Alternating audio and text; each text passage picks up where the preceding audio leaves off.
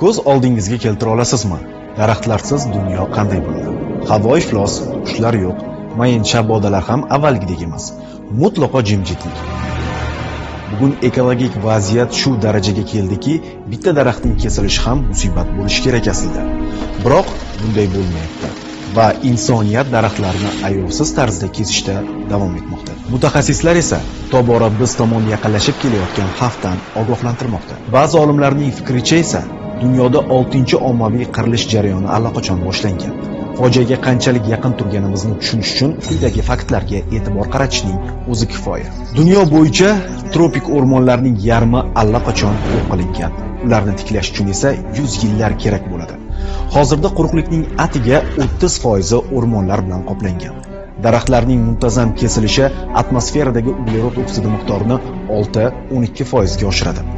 Har daqiqa o'lchami 27 ta futbol maydoniga teng bo'lgan o'rmon hududi yo'q bo'lib ketmoqda. Birlashgan Millatlar Tashkiloti hisob-kitoblarida keltirilishicha, 1990-yildan hozirgacha yer yuzida 420 million gektar o'rmonzor yo'q qilingan. Tushunishingiz uchun misol keltiraman. O'zbekistonning umumiy yer maydoni 448 ming kvadrat kilometrdan katta. Bu degani shu paytgacha O'zbekiston hududidan salkam 9,5 marotaba yoki Rossiyaning 4,1 qismi yoki Yevropa qit'asining 41% ga teng hudud yo'q qilingan. Qo'rqinchli raqam. Daraxtzorlar ko'plab o'simlik va hayvonot turlari uchun boshpana, oziq-ovqat va ko'payish imkoniyatini beradi. Ularning kesilishi va nobud bo'lishi esa noyob va nodir turlarning yo'qolishiga, tabiiy ekotizimlardagi muvozanatning qayta tiklanmas darajada buzilishiga olib kelishi mumkin. Ommaviy kesishlar natijasida karbonat angidrid darajasining tabiiy pasayishi uziladi. U atmosferada to'planadi. Natijada issiqxona effekti ortadi.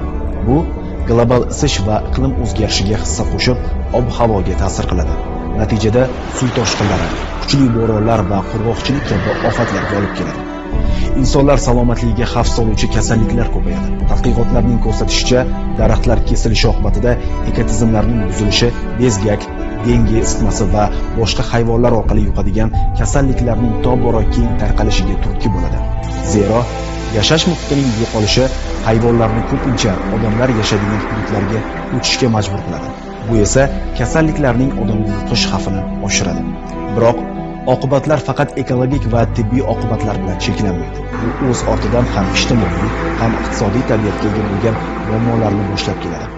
Qashshoqlik chegarasidan pastda yashovchi odamlarning 90% dan ortig'i oziq-ovqat, yoqilg'i va tirikchilik vositalarini daraxtzorlardan oladi. Birlashgan Millatlar Tashkilotining atrof muhit bo'yicha dasturi ma'lumotlariga ko'ra, har yili daraxtzorlarning kesilishi natijasida 24 milliard tonnagacha serhosil tuproq yo'qoladi. Bu esa global miqyosda oziq-ovqat xavfsizligiga tahdid soladi.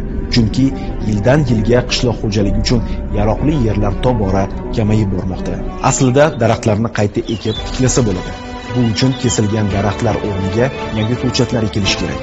Ammo kesilgan daraxtlar o'rniga ekilgan daraxtlarning katta bo'lishi uchun uzoq yillar kerak bo'ladi. Agar daraxtlarning o'suvchaligiga e'tibor berilsa, masalan, qarag'ay 20 yilda, tuman esa 50 yilda katta daraxtga aylanadi. Bizda hali umid bor. Har bir ekilayotgan daraxt nafaqat kislorod, balki kelajak avlodga berilgan sovg'adir. Daraxt hayot. Bitta daraxtni asrash yuzlab hayotlarni saqlab qolish demakdir. Unutmang, kesmaslik ekishdan muhimroqdir. Omon bo'ling.